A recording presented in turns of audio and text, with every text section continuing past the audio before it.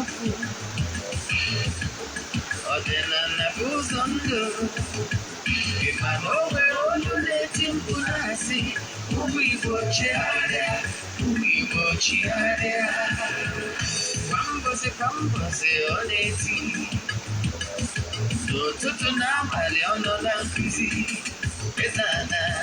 Eze-Ana Ugochi tubelu onye ọma na oraifite onye mgbasa ozi ọma ọdịnala gaba n'ihu Eze-Ana Ugochi tubelu onye mmanya ji eme ọnụ ọdịnala bụ ụzọ ndụ gaba n'ihu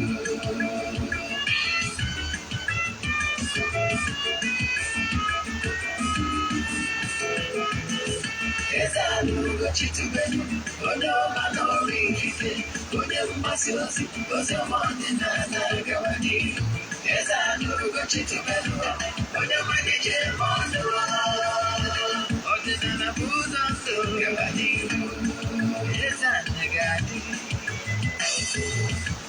Ugochi tubelu ga-adị Ugochi tubelu tempo ọ ya adị maka na eziokwu anwa chacha ndị okenye ga-anyị fọdambaki ndị oche ya fọdambaki fọdị asị kara aka ụbọrị ụmụ Igbo si anyị rapụrụ ka anyị na nke fata mma bụrụ Baịbụl bịa akwụkwọ akụkọ mepekwa chọọchị fa ụlọ ụka bịakwa mmadụ Ugochi tubelu ekwe anyị si n'ọma mbe ọdịnala amanwụ ọma mmụchacha oge ọbụla ọ na-eti ọ nọ na nkụzi Chukwu abịa ma gbaa gị ume ọdịnala ya dị Eze-Ana Ugochi tubelu onye ọma na oraifite onye mgbasa ozi ọma ọdịnala gaba n'ihu Eze-Ana Ugochi tubelu onye mmanya ji eme ọnụ ọdịnala bụ ụzọ ndụ gaba n'ihu Eze-Ana Ugochi tubelu onye ọma na oraifite onye mgbasa ozi ọma ọdịnala gaba n'ihu Eze-Ana Ugochi guys, don't believe me ever. The truth of the matter is that it's raining heavily here in Ogbuefi State. Mana ihe nji wee na-eme this lecture bụ na on my own I normally try my part to keep my promise. It's a huge sacrifice. It's very heavily. Yes. I have to go upstairs. Yes. So watch here the background of even the maybe the floor in check. Never done in more video. Yes. Before previous video that man on a downstairs, that night, the front thing sit out. Nah, down floor. But this one, because of heavily, so I have to go to front upstairs sit out. So like my voice is a little bit louder. Grow week where overshadow a little. The background you can see a phone. I'm really heavily. However, for the fact that thousands of people all over the globe trying to hook up in our teachings daily. Of course, on our Facebook, we are streaming live on Facebook. Because God, good morning, how are you? I want to stream live on Facebook. The same topic I am upload here on YouTube. So you have to sorry. You have to this topic now. I am a wiki when I afford on YouTube. So I brought some Facebook users. So however, this topic is an interesting one. The interesting one. Abụkwa m onye nke gị Ogbuefi EZE-ANA Ugochi tubelu oraifite. Abụ m onye isi nchụaja na Ugochi tubelu na temple. Anyị na-agba afa mmiri emi mee consultation rụkwazị ọrụ mmụọ dị iche iche. Abụkwazị m onye isi nchụaja na ọdịnala restoration prayer ministry. Bụrụkwazị onye mgbasa ozi ọdịnala Igbo. You can call me an ọdịnala evangelist. I will answer. Asị m na chi tata bụ afọ ya fọtara anyị ihe ọma ma fọpụrụ anyị ihe ọjọọ. Na akakaka anyị amaghị na chijiji anyị amaghị. N'ọkwụ niile eche anyị na okwu ya eji ya. N'ilo na-asị na-egwu ana ọfọ na ogu enwere mkpochi. Onye echeche ihe ọjọọ ya eme anyị ya ma onwe ya. Asị m ụbọchị ihe na-agụ okporo ụzọ n'ụkwụ anyị apụ anya ma ọ pụgoro anyị ma ihe ejecha na. Asị m onye si anyị ji wee dịrị anyị n'igbe onye a na ndụ, onye si anyị ji wee nọrọ anyị nọgbu onye a na ndụ. Asị m ihe anyị eri bịa ihe eri anyị bịakwala. Ise n'ụbọchị taa n'isiokwu anyị ji wee bịa bụ the importance of sacrifices to yachi onye ụwa. Ọnya ka anyị ji bịa n'ụbọchị taa. The life changing one, because ọ bụrụ na ị mere ihe dị mmadụ na chi gị metụ ya ọfụma, mara uru ọ bara metụ ya ọfụma, kwado onwe gị ọfụma, na-emerụ ihe dị na chi gị, believe in me, ihe ọma ga-ebido mebere gị. Maka na ọchị bụ ụzọ. Then ọkwa dị mkpa echefuna na aja anyị na-achụ kwa ọnwa nke ọnwa Septemba anyị ga-achịta ya, anyị eweta n'isi njedebe ụbọchị Mọnde bụ 19th. Anyị chụcha aja na temple n'ụtụtụ n'oge ehihie abezie gbuo ebu wee mee saraka eji achịkọta ya bụ aja ka ọnwa Septemba. Then na nkụzi ọrụ mmụọ ndị ọzọ dị iche iche. So a ga-eri ma rigwa ma ṅụọ. Ndị nọ nso should come. Then nke ọzọzi bụ ọkwa dị ọzọ dị mkpa bụ echefuna na every Wednesday bụ ụbọchị anyị ji enwe ministration ọdịnala administration. Yes, ọ ngalaba ebe anyị ji ekwubi okwu. Anya bụ ụbọchị Wednesday Ogbuefi EZE-ANA Ugochi tubelu anyị adịghị egbu anụ. Anyị adịghị eje na temple eje egbu anụ maọbụ ịlụ ọrụ ọbụla a na-egbupụ ọbara. No, ụbọchị Wednesday bụ ụbọchị anyị ji alụ ọrụ.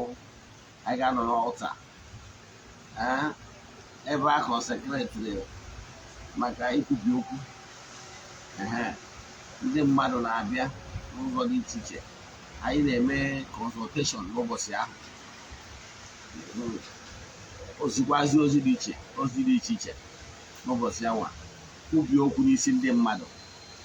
Ndị a ga-alụkwara ọrụ mmụọ dị iche iche na ndị a ga-ekwubi okwu n'isi ha. Anyị mee ihe ndị a. So ihe anyị na-alụ every Wednesday.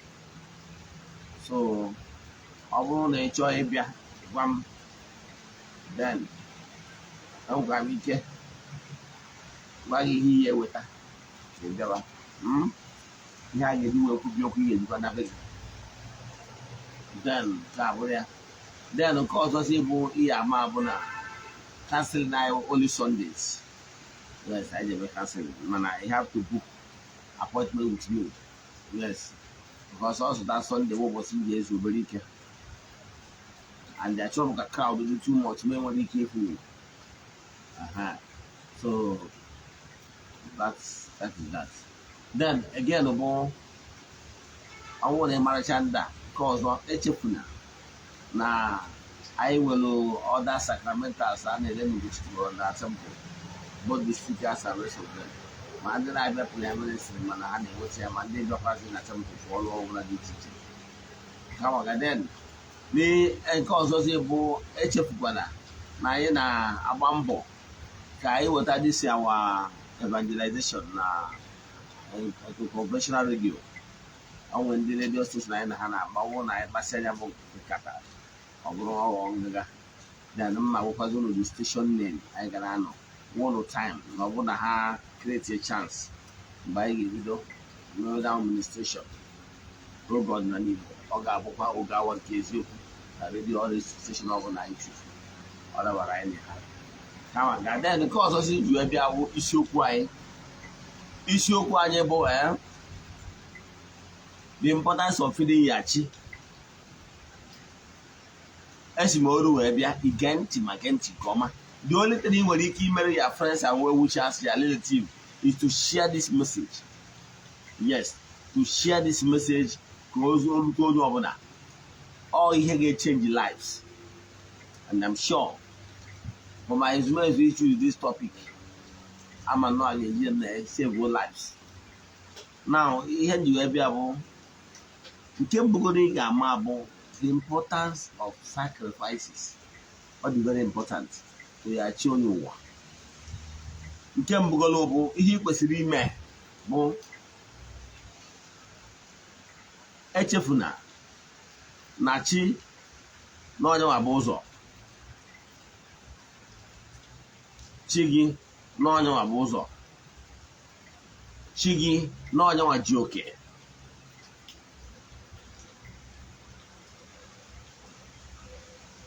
Natalia, chi na onye nwa ndụ.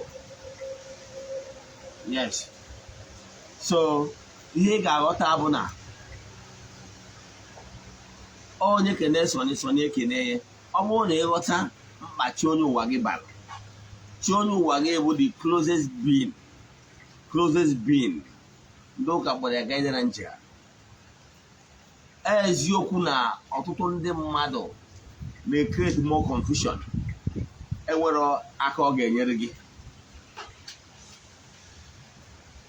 Yes, hapụ ụfọdụ ihe ọdịnala ụfọdụ ihe gbasara chi onye ụwa mmadụ and reincarnation bụ ihe uwe mesịrị. Akọwago m ya kọwaa ya ọfụma. Now, hapụ ije tinyebe onwe gị n'ihe nwere ike ibutere gị mgbagwoju anya and the confusion. And at the end of the day, onwere ọka i mere eme. Ịwọchi a topic m ekwuru m the importance of feeding your chi onye ụwa. Yes, enwere ọtụtụ ndị mmadụ nwere ike ịbịa na nkụzi try ba ka ha tinye more confusion instead of bringing solution. Echịkọta etu this Igbo spirituality ga-esikwa nghọta. They will end up causing more confusion. Nke mbụ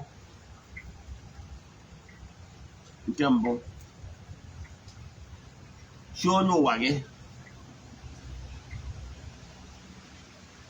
Chi onye ụwa gị.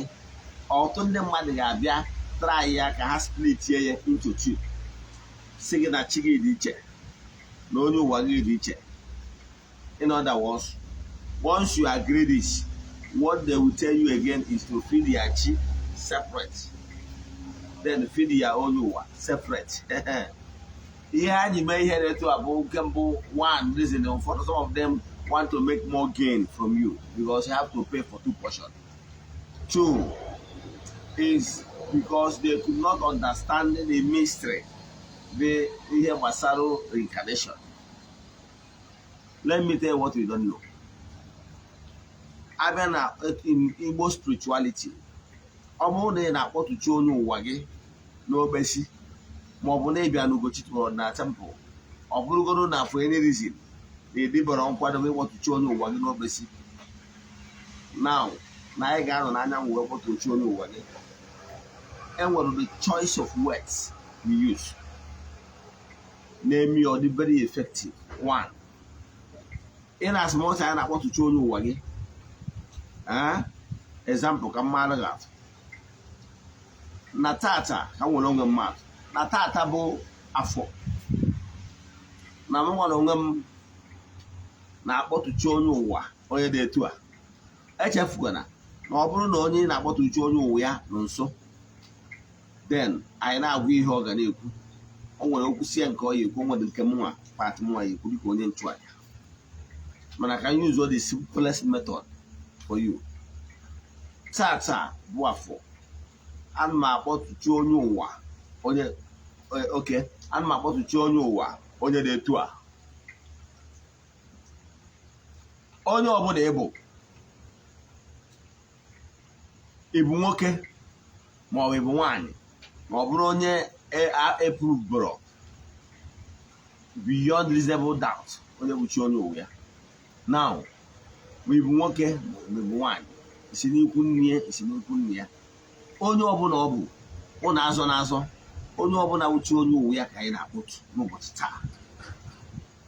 N'aha Chukwu Okike nke pụrụ ime ihe niile, gị gbadata gị na ike nga gị na mmụọ niile gị na ha na-erikọ, ọ mmiri ma ọ bụ arụsị, mmụọ ọbụla sochi onye ụwa ya n'ọnya ka anyị na-akpọ n'ụbọchị taa. N'aha Chukwu Okike nke pụrụ ime ihe niile, gbadata. Anyị kpozie ụda mmụọ ndị ọzọ bụ the supporting forces. Nke bụ eziokwu bụ na chi onye ụwa mmadụ nwere ọda backers sienu. Example, chi onye ụwa m amaara m onye ọ bụ. Chi onye ụwa m my grandfather. Yes, that my grandfather nwere mmụọ nwaanyị sienu. Yes, so maka ihe nchi gburu my grandfather ichikwa chi onye ụwa m, ihe m na-egburu ya bụ oke ọba na nnekwu, maka ihi ya nwa nwoke ọba, maka ihe ya wụ mmụọ sienu bụ nnekwu. Mana mgbe m ga na-egburu ya mma agbọ ike, because na ebe ndị doziri chi onye ụwa ya, ike nke ya dịkwa, a na-efidikọta ha na-abụ ọnụ, maka na chi na ikenga were one. Ọ bụrụ na ọ bịara m inye lecture ihe gbasara chi taa, if not, akọwala gị what ikenga represent. Do you know what ikenga represent? Do you know what ikenga represent? Ikenga represent the power that follows the chi. Yes, it's the power that follows that chi onye ụwa. So whatever spirit or chi you want to create again, you are feeling separate, is ikenga represent that chi. So for that reason, if you are feeling chi onye ụwa mmadụ, then you are akpọkwa ikenga chi. So that feeding ahụ ifidiri cover chi onye anwa ya na ikenga ya na mmụọ niile si ọnya matara na ichi ikwu ya na-ekwu chi onye ụwa mmadụ. We don't say chi ụwa mmadụ as in onye ụwa mmadụ and chi separate. So we feed them together because they are one. They work in one accord. So stop splitting it. What you want to split it, don't split it. Don't go back for a guided angel. Yes, and other spiritual, other messengers that still mention that spiritual guide. So no point of divide there. It will not help you. Yes, today, Ogbuefi EZE-ANA Ugochi to feed in my children. Which you can get the money in the year together as one entity. So, Kaya Bajes here Basalo feeding the importance of feeding your children. You can Bugoro Buna. What are the importance of Aja? Because doing those sacrifices, okay, ma. Because then the was here Aja Puta, he will we water Aja of ma. Nkebe Zioku, a lot of marble. Chonyo Wamu, who spirit come. Yes. Spirit does not even feed it. Or they really know because spirit does not have flesh. Oh, but spirit will decay. Even when you close the door, spirits can still come in. Spirits can be Jaibo. You know that? Mbemba flight now and they holiday in America for 2 weeks vacation. My chi onyowa is still there with me. You know that? As long as you are activated that your chi onyowa, recognize that your chi onyowa, align with your chi onyowa, it follows you around. Unless we want you back to the Chigazo, then Chiga abandoned. Chiga back to the Gazo, then chicken when he came abandoned in North America. So never an aquata. You want to protect the Chiga de Chipani. On one align with Yachi follows you around. Now, show you Wamawa. Today, they feed the can work woman mouth. Today, feed the in the great beyond. That my Chonyowa will be very happy. Now today, I'm going to celebrate. He name today no feast. His feast. Etu ando kasi abo. Boso fodo ha sing na na celebrate or sent day to a monade to Tony so day to a monade to something similar to that. Now, Chonyowa man wa tatam oria. Akaburu mi aba because etu si alu olu mo go olu na na Ugochi to na temple. Ayade anoka da alu olu giribam. Owo na I ga alu olu Ugochi to na temple. I ga ebu so buku ubosi I ga alu ya. One more Ugochi dey to aka ga alu. So Chonyowa before this morning. Agwabugo mi na mme na ta ka mme chukwu ya. You know that ya? Now. Obo tata aluzie. Nwere ọkụka ndụ izi were ma ọjị. Na nkwụ na ihe ndị ọzọ sie si chi onye ụwa m tata bụ afọ ma m na-echukwa gị na ike nga gị na mmụọ niile gị na ha so mmụọ niile gị na ha na-erikọ ụnụ gbanata n'ụbọchị taa na m na-eselebreti ụnụ na m na-echukwa ụnụ n'ebe ọ nọ ọ ga-akpọ ikwu kpọọ ibe mmụọ niile na-erikọ na ike nga na mmụọ niile na-eso si ya biko bịa na onye nọrọ ụwa bụ Ogbuefi EZE-ANA Ugochi tubelu na taa na ọ na-echeta m na ọ na-achụrụ m aja na-emesara aka ụmụ mmụọ ndị ọzọ abịakwuo ha esoro nwa aṅụrị mgbe anwa nji ọkụkọ a n'aka na-ekwu okwu warị ọjị na-ekwu okwu ọ na-enwe aṅụrị ihe o ji enwe aṅụrị for remembering him. He's so happy. However, he knew too well that sacrifice of the blood na mebuta. Ọ bụrụ onye nwa ga-eri ya because o nwere anụ ahụ. Mana for the fact that m bịalụ were ihe dị ndụ ihe ọ pụtara na m ji something nwere life nwere soul wee bịa ọ ihe dị ndụ ọ nwere ihe a na-eji n'aka wee na-eje mmụọ ejikwu mmụọ adị agba aka achụ ihe na-ata alụ iche ijekwu mmụọ ya enwe ihe iji n'aka were na-ayọ mmụọ ihe ịghọtara ya especially ihe dị ndụ iji n'aka o nwere weight ihe ọnụ na-eri kwara weight mana nke ọbụla depending na aja chọrọ ịchụ ọ bụrụ na aja ihe mmee ijiri ihe nwere mmee ihe dị ndụ so mgbe ahụ m bịaziri si ya chi onye ụwa m kenecha ya godori etu yọọ ya ihe dị m mkpa si ya tata m lụtara gị biko lụta m onye agbatalụ na ọtụtụ ndị mmadụ na-eji ihe a na-enwe ife ha ji n'aka wee bịa ịbịa yọọ mmadụ ihe ka mmakwarụ ga-atụ tata o nwere ofu enyi nwoke onye ọzọ bụrụ na-esi ite agwụ na 24th o ji envelope o ji invitation jiri nkwụ wee bịa na be m ebe gwa m na ya na-esi ite agwụ na 24. So that no make that move wee bịa that 24th atọl mgbe eji ofu ebulu wee jeri ya nke envelope wee jere ya isi ite agwụ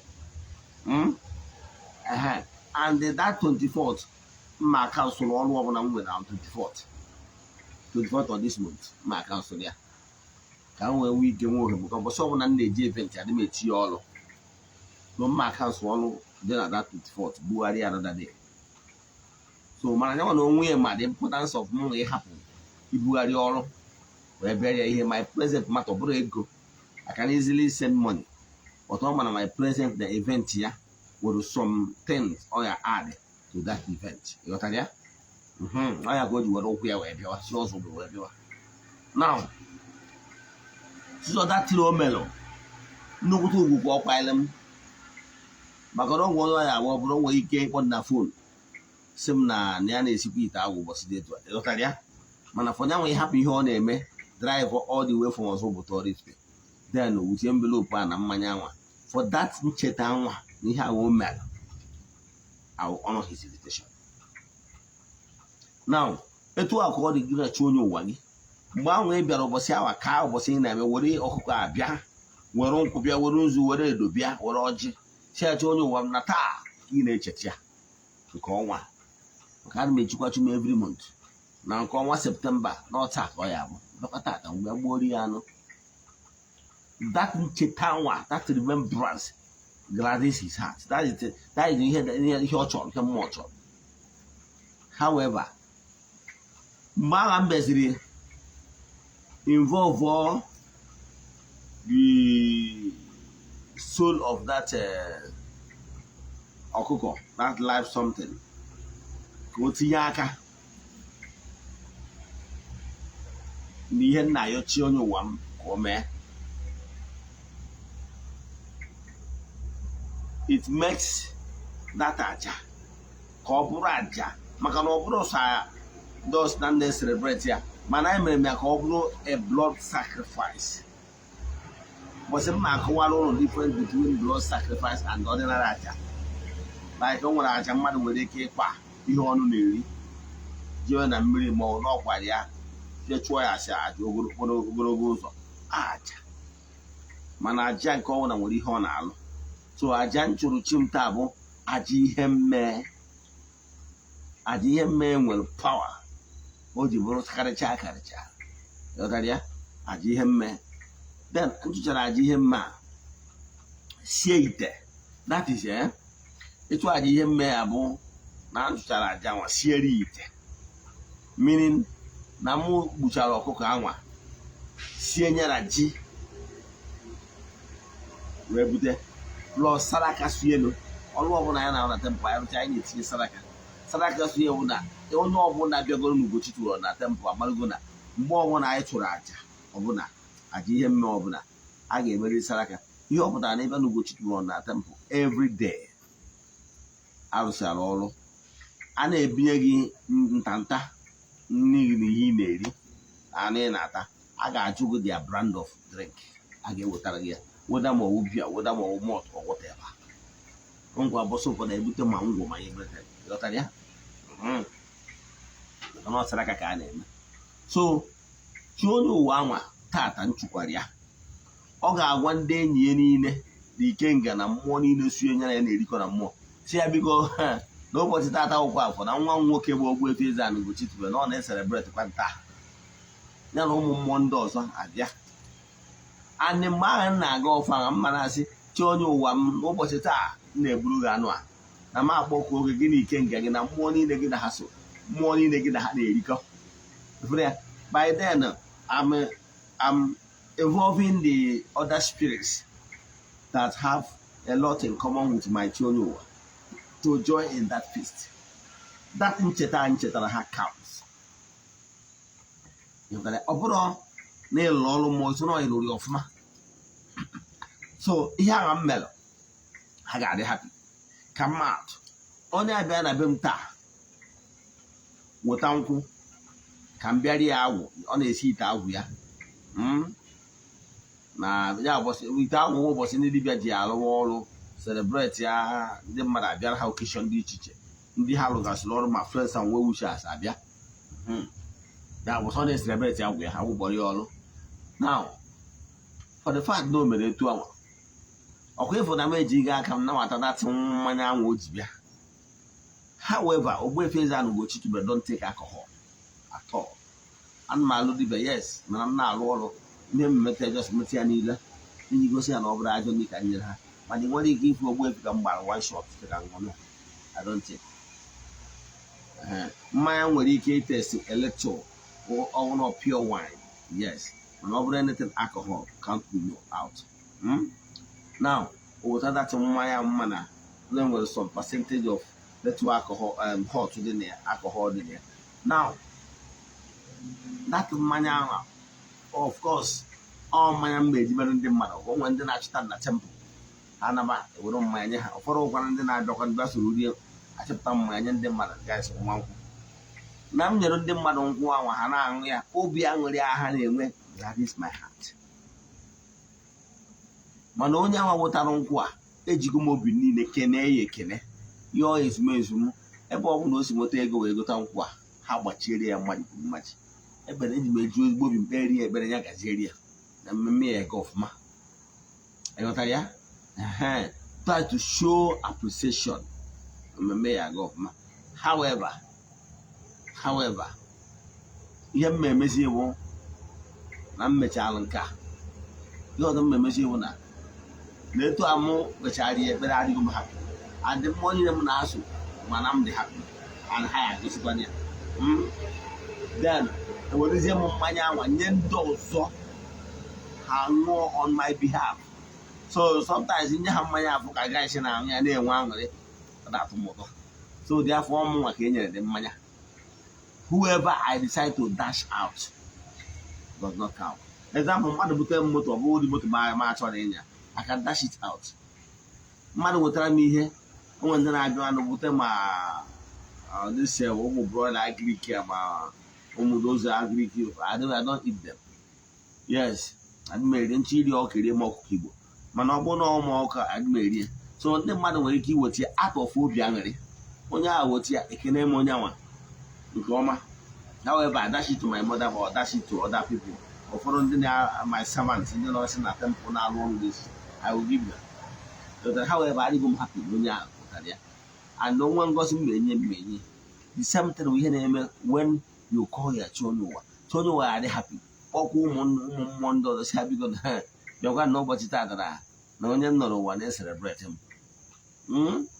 Then, in one way, difference young woman does here, by young, where goes him see, oh, there's an name of my goes him.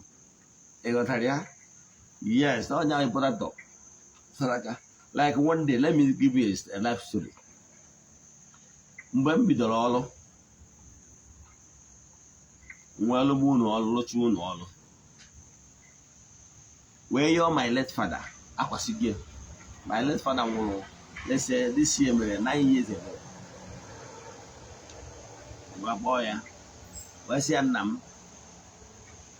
No, where if he, Madam Liberon, and I wear mad on the if. Yes, I also on our Pomoza was he goes. Mana na side the Anambra by Silebiani. When we are not Capasigoros. Now, Mana it was in Naugo, na more, that is a quite you. No more than one de Cagne. The poor Mona. But if a body if you want, I know what he had a bosano. Now that if you want, then I'll be my hand. The word that particular part, I gave you couldn't near. That is a best not a moya, a bomb, my dear. I will remember. Don't moon a bomb, my dear, against the Catania with you. O Mona, yes, the Catania with you. Yotaria, so I will look remember. 18 of honor. That day was my fanasiana. Obruna, Nina Mego. Namma Bodu, number to Google, men, Ogbuefi single-handedly, and may go to you. Whether my brother or the lady or not, I may jack am single-handedly with Ogbuefi. Women I would remember. Manan my yogi, may hencho. No one a may and ancholo. Ka Kinyamo ego. That time I wasn't never 1 million naira. But I got out from night over a guy. I'm going to mark at the all of see 1 million naira. Nke bụ eziokwu na m gbuchara na oke nkwuchi adata wee sị ya na bido oge dị etu a wee ruo oge dị etu a na ome mfu ego dị etu a na mma egburu ya efi. Nke bụ eziokwu within that time I knew my father I have to more than that money. Is that there? Nke mere no na before was ya akara akaluo. I didn't go to my first motor. Yes, my first motor. Go before was in Kalme who my father if you want. You go better. And they go my first motor. I go for what? Together we go if you. Together we many things. But I'm them that we may put them money and the mother but also money. I'm gonna only go to one at one men them and the man that was on. Makana me boom money where says a sorted. You came on them my guys and good on my room abade. The man that was on my yes, all my dress. I don't drink money, I'll buy. So the man was on money. So you're not a while over. You want to challenge my father, my late father. Where am I? Can marry and get it. You came on where? See, I don't want to marry here. I want to food before that time, Easter, that time, that year. I'm I will have a look at you. Before that Easter, now I'm quick. What they go made you if they go made you ever made it in India. We don't call it go to oh, you got the other yes. So, if I'm more, why don't I? So, after that one, where we are. But say I will able to if you are proper. When say I'm noble na ajan to car. No be the game money na watalia. Then you look go nanto lelu. Yatalia. Mama mepa. Then na take walo we what are each one muaja. Each one more chili aja of ma. Kebe is your kuna. Iya yo ye and do it. Only go on a father knows more than I knows. Try recognize ya for a hat, keep your hand that way. More going in even on Kendia, me go on Kitunu, the consistency in me. Keep fuego and buna, keep favor. All was a mother be an temple. Only I won't otirate tea. Fat otirate tea every temple. Welcome to Charlie Oku. When I welcome the importance of feeding children. Where's me? I gave me a man of 1 year. We're very, very good. Be open this year. See, Natan could be open this year. No greater than I can order food. And no food in yellow for every feed children. Come to Charlie Oku after about a week plus or 1 more similar. The actual every feed, you know, when they go back there. Okay. Or yeah. Was there one near feed the cheer? That die finish at the cheer. Near Jessica, can always, I know see. Call yeah. If it's a good cheer, then we just in the kitchen can see the alcohol. Maji, you're a messaka.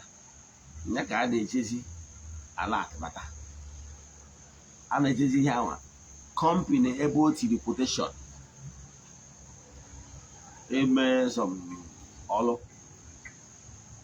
a boy and a phone. She has sent the account number. How can I send the account number? What a lot. He was so happy. Right now, but I have got there before. Then, after like 3 hours, this is you one for a very long time. I don't feel this you, man. Can not take a while again, now. The important for feeding yachi. Everywhere you go on the chin, everywhere on. Macarebola. Give us never lack. Here you chiga for chiga, the geographer. Not there. You do chiga for chiga, the geographer. So below tar, not to a jar. Near the chili, there that chili. So no one get out to a jar. Makanaja carried all. On a dimute, obtain the man one day I wrote the last measure and a natural car or keep the Sundays and they are looking at the man looking. Near him, my memory gable. Kama loe ba 1 minute bano, you walk, we have so. align with ya chi chukwa ọ bụrụ na ị nwere negative ihe ụwa then do something about it. Ọ bụrụ na agbara ụchụ mmụọ na ụchụ mmadụ do something about it. Ọ bụrụ na ngwurube nna gị ebu ngwuru ebe emebiri ihe mmụọ o wee na-enye nsogbu do something about it. Ọ bụrụ na ịbụ onye na-etinye aka n'ime mpụ na ọtọnọ dị iche iche then kwụsị ime mpụ kwụsị ime ọtọnọ ka ịtụ ọnụ elu liv ka ekpere n'isi wee lụkwa n'ọrụ. Ihe ndị a ka onye ndọ ga-abụ imesịa akpechaa gị arụcha alụghị ọrụ ịfụwa febụl. So what am I saying? So mgbe ahụ ị bịa chụọ aja fụọlụ chi onye ụwa gị aja ka nkụwarụ ka o si alụ ọrụ. Mgbe ahụ m bịa tata bịa gbuoro chi onye ụwa m anụ gbucha anya bụ anụ ewerugo m obie were olivia werugo m obie bịa nye ka obi m na ya bụrụ otu were the liver were ji pirisi anya m ji anwa ya na the liver mixed together bịa kpọrọ ya chi onye ụwa m afọ abụ na afọ nkwa abụ na nkwa ike abụ na ike ori abụ na ori afọ na anọ ụbọchị na anọ dechagharịa ya were isi ya bịa debere ya were ụkwụ ya na-abụ bịa debere ya. Definitely ihe nji wee nye ya isi ya na ụkwụ ya na obi ya bụ to show him na akpa ọkụkọ egburu wụ solely his own na ọkụkọ egburu in his honor. Onye onwe onye batara na ụfọdụ mmụọ egbuo erika ewu ma ọ wụ egburu na mmụọ ụfọdụ isi ya na ụkwụ ya na aka ya a ga-erite ọnụ ya n'obi ya a ga-edere tụmụọ ahụ a ga-erite ọnụ ya tụmụọ ahụ maka na ọmụọ anwe then ndị ọzọ nọzi na-erizi other part the flesh. So mgbe ahụ m nwere ihe anwa isi ya anwa ụkwụ ya anwa obi ya na liv ya wụtalụ chi onye ụwa m ihe ọ pụtara bụ na mụ lotalụ na ọkụkọ anyị mgburu ya na his honor. Then the laughs and the aka ya na ndị ọzọ niile ndị ọzọ zibezirinụ sozi mbe celebrate ya ma ji ma ọkụkọ ma ndị ọzọ we feast on those ones. Ha nwaricha ha si ya megide ya ga-esi. Then isi ya nwa na obi ya nwa na ji ya nwa because ji ya ntị rie bụ ka m wee siere ite yes na ji ya nwa na ihe ndị ọzọ ndị ga-abịaziri ihe bụ other beings and mystics. Problem ndị mmadụ ji eme ha ji ghara ịma the importance of aja bụ na mmadụ chee nọọsụ ya na-eto Chukwu. Mmadụ na-eme mistake ha ya onwe na high horse thinking nọọsụ ya na-eto Chukwu. Ọ bụrụ eziokwu ihe niile ekere eke na-etocha bụ ịghọtara ya. Agwara m gị in the spiritual realm enwere the realm of the phase of animistic and the spiritual realm. Ihe niile ekere eke na-eto Chukwu. Those animals, those plants, those things in the entire creation they worship God. So ihe niile ahụ ekere eke ga na-ekele Chineke thank you n'ụbọchị taa n'ime na. So mgbe a chụchara aja nwa the birds of the air, the lizard, the ọkụkọ, ants and so on will come and feast on that particular thing. Ọ sara aka ka ọ bụ ọ sara aka emepụrụ ụmụ mmụọ the animistic. Echefu na ebe Jizọs ndụkọbịa kwuru na akwụkwọ ndụkọbịa na ụmụ ndụ n'oke igwe na ha enwere obi ma ọ bụ ọba. Ụmụazụ dị na mmiri ha enwere obi ma ọ bụ ọba mana Chukwu nke igwe na-azụ ha nri. So Chukwu nke igwe expected you ka ịzụ all those things nri maka na ha enwere obi ma ọ bụ ọba. Can't you show love to other creatures for once? Mgbe ahụ ajụjụ bụ aja Messiah celebrate tata celebrate chi onye ụwa m celebrate cha ya definitely nwere ọnụ ma ọ bụ nwere ọnụ o ji eri nri ọkwa eziokwu mana ọ ga-adị happy na m celebrate ya other ants other elements and mystics wee bịa na-eso na-eri nri ya ha na-eri nri ya ha ga na-enwe aṅụrị na-asị oh chi onye ụwa Eze-Ana thank you if not for you ihe aja ya ebute taa anyị ma nọ gị nwe if not for you ihe aja ya ebute taa akara iru anyị aka mgbe ha na-ekerezie eda nnekwu Chukwu Okike na-anara ekele maka na all glory they return all glory to Him, the creator of the whole universe, the forces of nature. So mgbe ha na-enwezi aṅụrị na-ebutere ihe onyinye ndị a onye ụwa n'ime nwe a na-enwekwa aṅụrị na because of nyanwa na-emego saraka wee nye ihe ndị ọzọ ekere echefuru ụbọchị na-akọ gbasara the importance of saraka wee na-asịrị na Chukwu Okike nyere mmadụ mandate na Genesis 1:27 ka amụbaa n'ụwa dominate ya n'uruo. So when you are taking charge of other creatures of God, you are taking care of other creatures, the God Almighty, the creator of those creatures, will bless you more. So by the feed why we are showing love.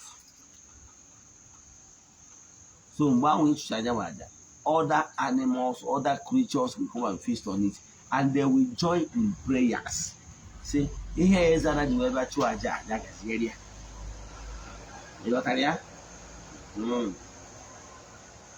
What you don't know is that I value the importance of a chuaja to those animistics and those other beings, those elementals. You know why? And the animistic. You know why? They are pure. They don't gossip. They don't blackmail. He nwere ike iricha ihe gị pụta eji kpọwuo onye na-anara akara aka mmadụ mana mmadụ nwere ike iricha ihe niile nyere ya. Nwere ike ego yes go na mmadụ nwere ike ego isend na village ndị send area you thought you labored so much to get this money but you sent it to them. Instead of them use that money ha nwere ike si na no iji anara ha akara aka ha. Imagine.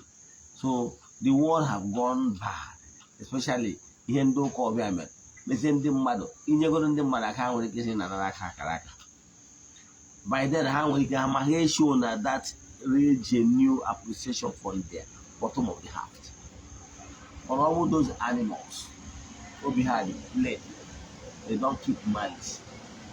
Once ị chụrụ ha aja ha ekpe ekpere chi na n'obi Tonya batara mgbanwe Eze-Ana na-achụ ụmụ those elements and mystics aja because ha dị purer than human. So mgbe ị chụrụ ha aja ha sị oh Chukwu Okike na ndị angel nke Chukwu ndị ara afụ anya ihe ọbụla mere ihe Eze-Ana ji bịa chụọ aja ya ga-esieri ya then abịakwa arịma chụkwanụ mmadụ aja ịmago na mmadụ ihe na-eso mmadụ inwe ike chụgoro aja mmadụ ọ bụrụ mmadụ 10 riri o nwere ike ọ bụrụ mmadụ 8 ga-esi n'obi ya sị ha gazie mmadụ na-abụ ndị nke ọzọ nwere ike maka isida n'obi ha. So if the importance of sacrifice to your chi because mgbe ahụ ị mere ihe will bring your happiness. Can go one thing they don't know that normally make blessing to come to you. When you try to always make be the cause of happiness to other creatures. When you hear somebody very carry a car, make sure that you are the cause of happiness to other creatures. Because of those creatures will pray for you. Before meche, onwere onye na-akpọ Dorcas na Bible.